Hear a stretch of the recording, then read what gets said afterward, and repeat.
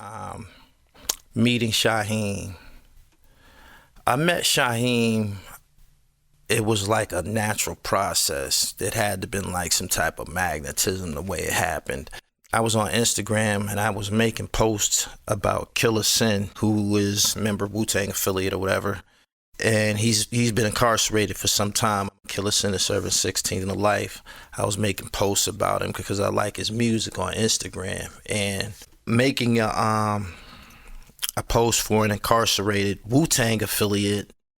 I would naturally have to, of course, post Shaheem too, who was incarcerated at the same time.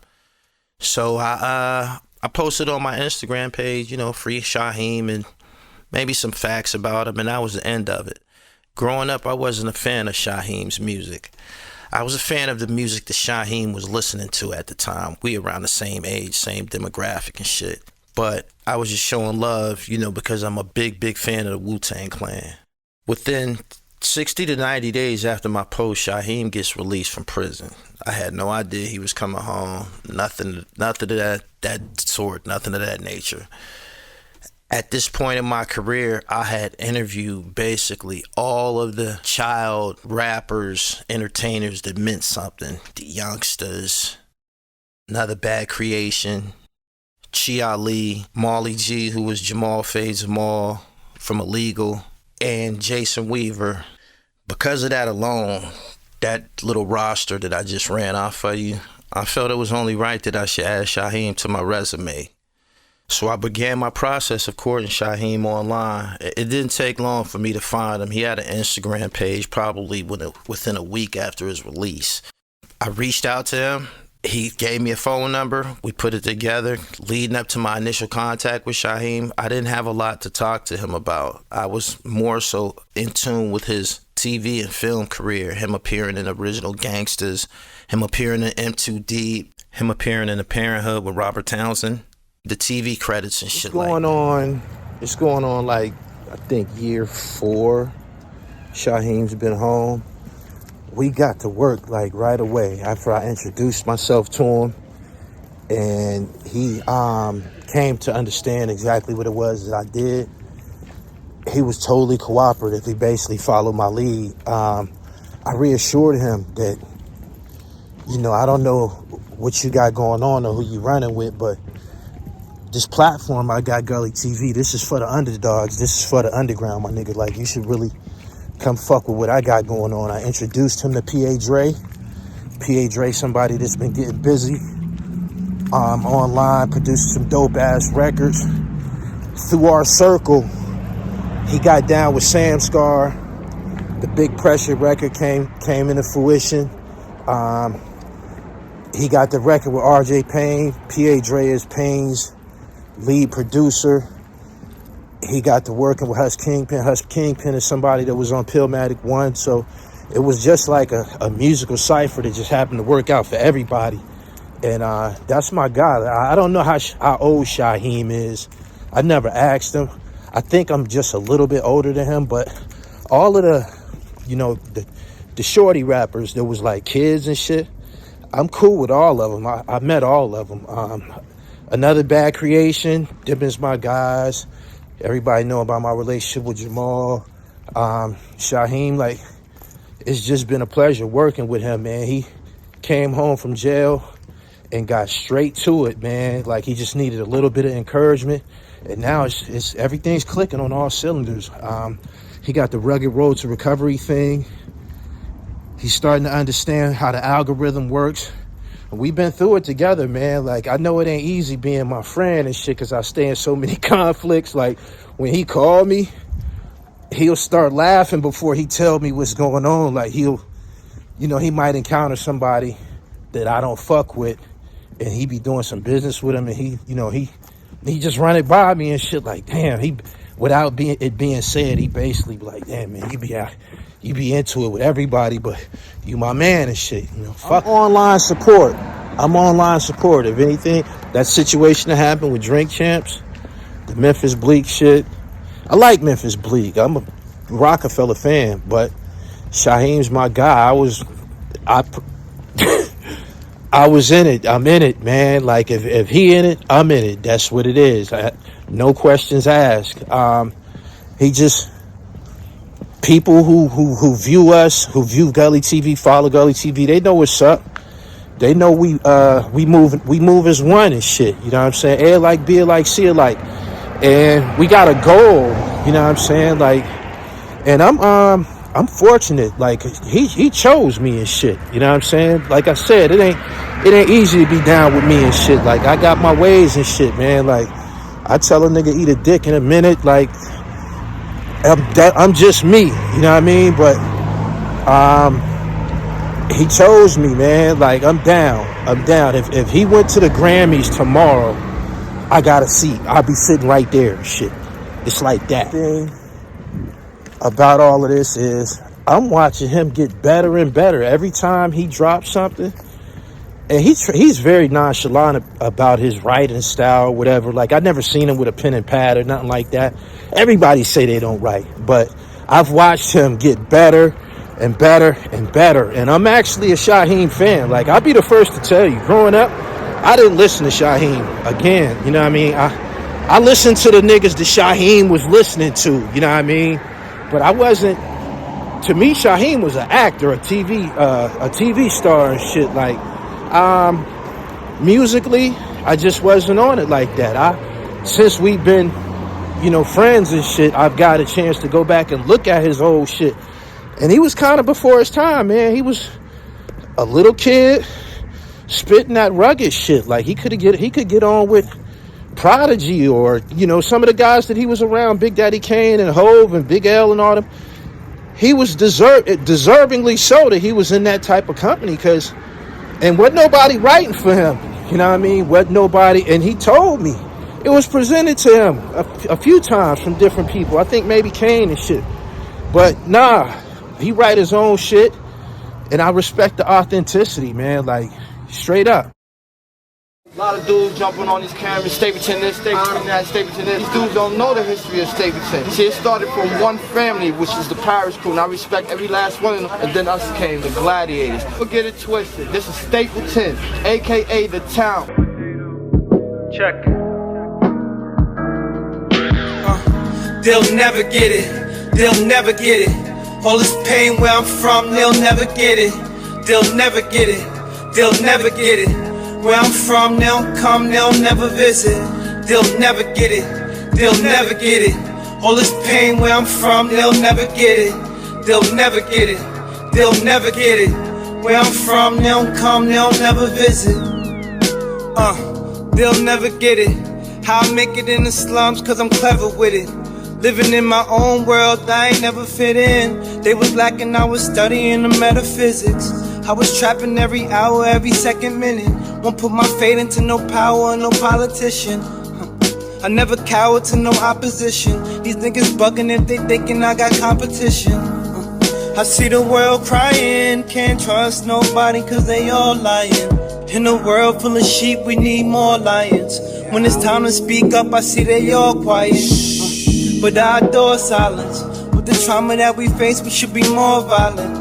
Some say we need peace, we need more riots. Either stand on your word or you fall by it.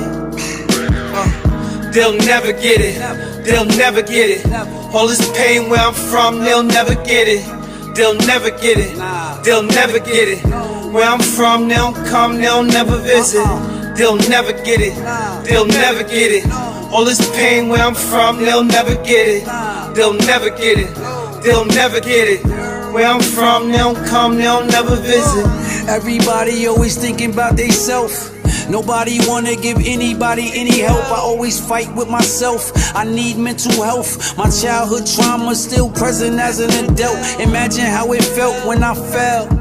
People stepped right over me, kept walking like, oh well, I got my own kids and bills. I ain't put you in jail, love kills like crushed pills. It was all real, so I accepted it, I respected it. Facts is I got let down, cause I expected it. That was negligent and reckless, premature and immature. You gotta laugh at your past and get past it, that's for sure. They'll never get it, it's too complicated. Brothers operating like they ovulating. I am not relating, no more complicated. conversations. Time for segregation. Buy 100 acres, bring the whole nation. I mean the whole Stapleton. Hell yeah. They'll never get it. They'll never get it.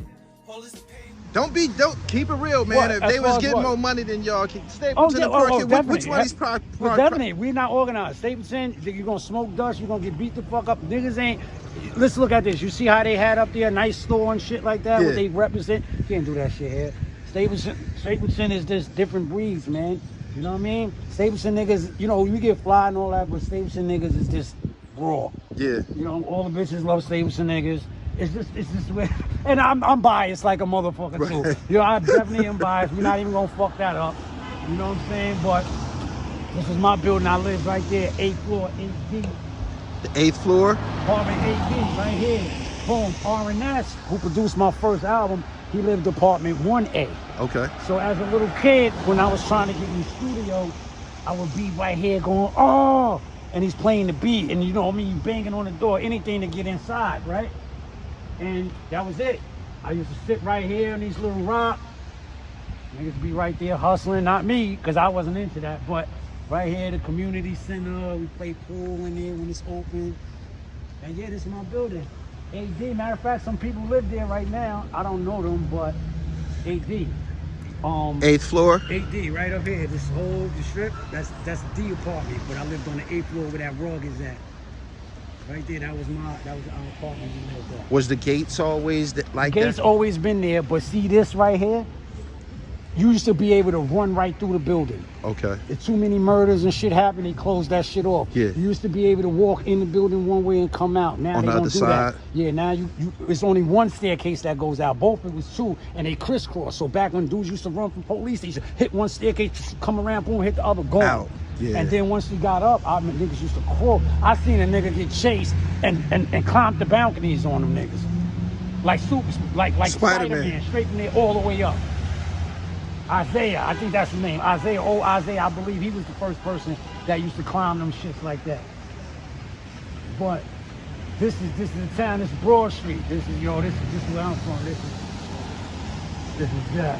So yeah, this is Broad. We take one. There's another mirror over here of some Staten Island legends. Okay. Also, Which one of these projects was Dusty and those guys at? that's Park Hill. Okay. See, Dusty and them wasn't, but see, listen, right? Dudes, they was from Brooklyn and moved to Staten Island, so it's different. All right. A lot of these niggas ain't real Listen, if you move somewhere, you become that place. Right. But my birth certificate says Staten Island Hospital. So they can't get no credit for Dusty because he's from somewhere else. People rep and grab who they want to and represent. I don't know. That's Park Hill business. Right. I'm just saying I'm from Stapleton. I'm from Staten Island, and my birth certificate says that. Not saying that, but I'm saying I'm a Staten Island native Right. all the way through, my family, everything. And here, it's a wall. I'm kind of tight because they must have took Rasheem shits down somehow. I don't know, but my man Rasheem, he had one here also. But this is Big Den. Big Den was a Staten Island legend. He put on for the town, one of the most, if you want to call him violent, whatever. Oh, he a head buster. Yeah, Den was well known. Matter of fact, they had his character in the Wu-Tang Saga that he came home and he was the big nigga that was like, oh, like remember? Oh, yeah? With the RZA shot and all that. Yeah. That character, I think that depicted of him and had to go get the equipment back. Yeah. And all that when they try to tell that story, but that's Big Den. How much of the Wu-Tang Saga? Okay, here we go. We got some people here. Pooh, that's my man Pooh. That's a little Keo. Dutch, rest in peace, Dutch from Stapleton. Rasheem, yeah. Little Malik. How much of the Wu-Tang Saga was authentic? Do you think they did a pretty good job? I'm gonna say this. I don't know. It was before my time, but so you can't really say how somebody else seen the story. Some of it I don't remember, but some of it I wasn't privy to too. Mm-hmm. You know what I'm saying? There's shit, them niggas was older, you know what I mean? It's like you could be around, but you don't hear those conversations that the big boys talk about when you're a little dude walking around. Right. You know what I mean? So I don't know as far as the intricacies of that, but if I could write it, I would write it differently. Like my story, and I tell my story, I have to tell it from the beginning before me. Yeah. And before it was a Shaheem, before it was a Wu-Tang, before it was a UMCs, before it was a King Justice, it was the Force MDs. And it would start with the Force MDs forever with me. Word up. Shout out to Cool Kim from the UMCs. Yes, they sir. That's somebody, they feel that they're underappreciated, man, but we in Staten Island. I have to acknowledge Cool Kim from the UMC. Kim, man, them dudes right there, they put on. They put on. Blue Cheese wanted to grow on. They put on for Stapleton. Staten Island. You know what I mean? Right. And after the Force, it was the UMCs. Then after UMCs, I got a record deal, and then Wu-Tang came out. Okay. So, you know what I mean? That's just the... Oh, they closed the 99-cent store there, too? That's crazy. We in Stapleton Projects, my home. You know what I'm saying? This is where I did my first video at. On and On. At the time, I had the GP Wu on the thing, on the wall was a circle. Okay. But we had took it down to put my brother JD up. JD was one of my closest friends. Oh, good luck. I done came and stepped in some shit. Till you get that money now. Nigga, get some money. My hand itching and all that now. And stepped in shit. That's good money. What's up, Igor? Boom. Right, so JD, that was one of my close friends. He had got murdered again. What year did he get killed? JD in 05. Okay. 6/25/05, June 25th. He has an anniversary every year. 6/25, we right here lighting candles for him, whatever. You know. What about him earned him a mural? Because normally street stars get the murals. JD, genuine. He's one of them dudes. There's not a dude that didn't like him. Okay. You know what I mean? One of those spirits. He had that smile, and you know the smile I'm talking about. Yeah. All the people have him. That for some reason they get taken early. You know what I mean? But he had that smile.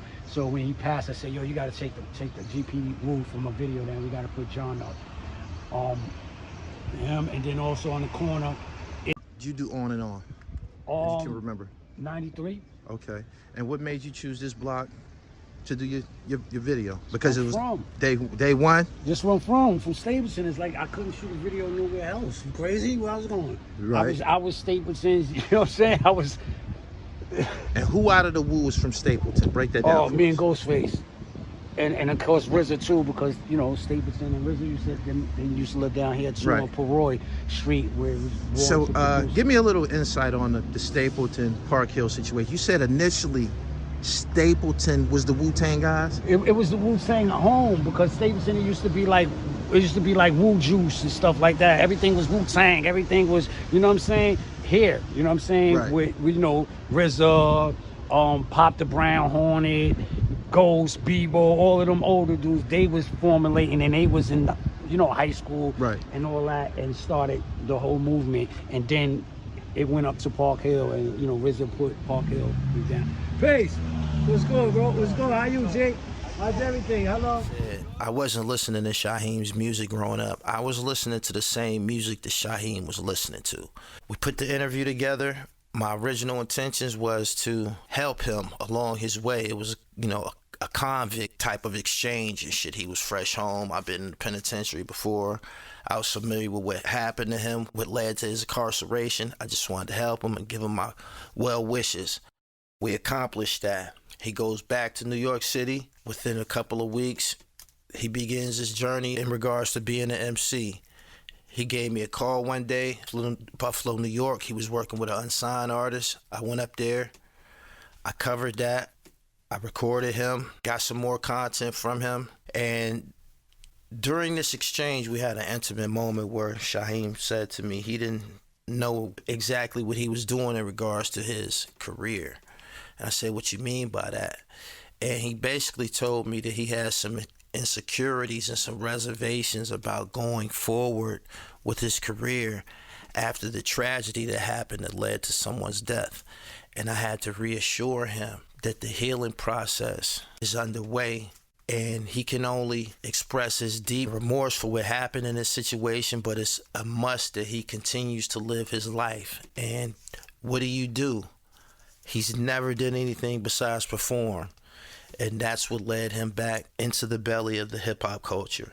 This project that you're looking at right now, this project came into play through discussions and work that we put in over a course of like 6 or 7 months. We built a great rapport, and Shaheem became transparent and started to share with me details about his life.